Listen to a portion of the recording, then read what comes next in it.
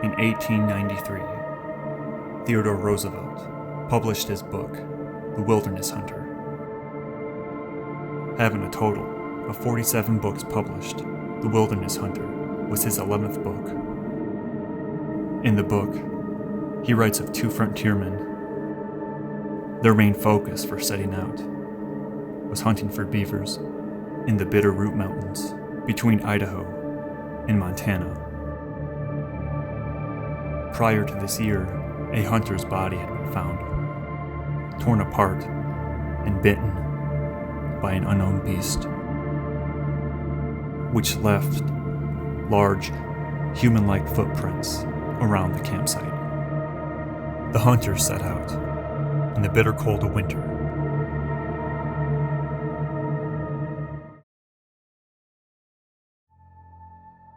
It was their first week out. The men had heard stories about the previous year's encounter, but there's bears in the area, and that's all they thought it was.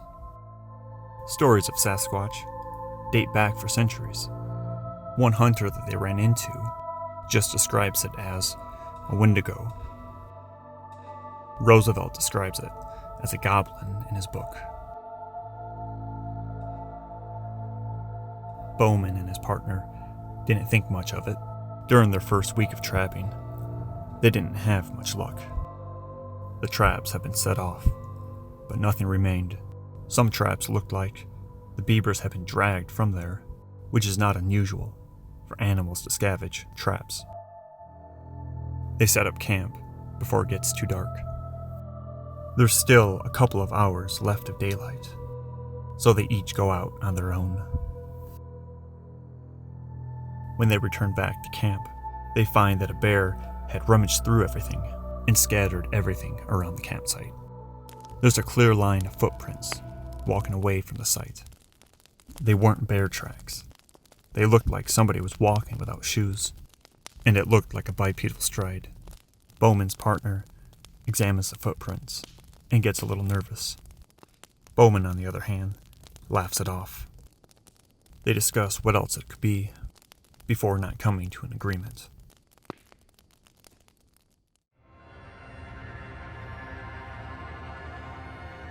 Around midnight that night, Bauman is awoken by some noises he hears around the campsite. He quickly gets his rifle and stands up. He shoots in the direction that he hears a noise. He immediately hears a screaming howl. He doesn't see anything, but hears something big walk off. They don't hear anything the rest of the night.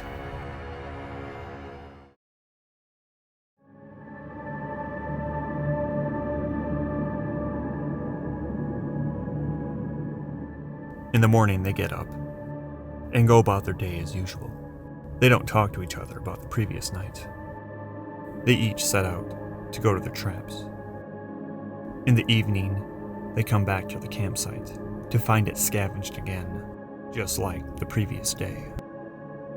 They see footprints again, leading away from the campsite in a different direction. They rebuild their site and gather up logs to make a fire that will last all night. They go to bed. Around midnight, they hear something across their campsite. They look up and see the outline of a person standing, looking right at them.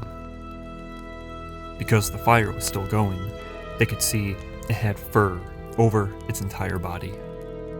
They could see the eyes glowing from the fire. There was no snout, and it didn't look like a bear.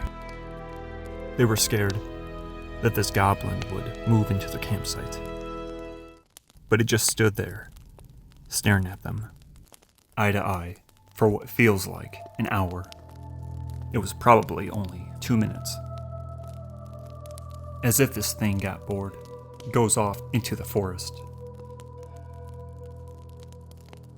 They can hear each step creating the footprint in the snow until the steps get faint and get lost in the sound of the wind.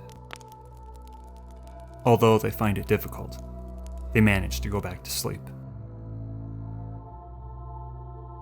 When they wake in the morning, they decide to move on to a different area. This thing could be the reason why they haven't had much luck with their trapping. They go to all their sites. As they walk to the traps, they can hear twigs breaking and footsteps on the snow. Bauman's partner arrives at the camp first. Bauman has 2 more traps left. He arrives at the traps. It's eerily quiet. He thinks he can hear breathing, but doesn't examine the area. He just grabs his traps quickly and leaves. As he's approaching the campsite, he can see that the fire had gone out. There's just a little bit of smoke, still rising above the treetops. He calls to his partner to make sure everything is ready to leave. He gets no answer. He looks down and sees that his friend is lying on the ground. His neck is obviously broken.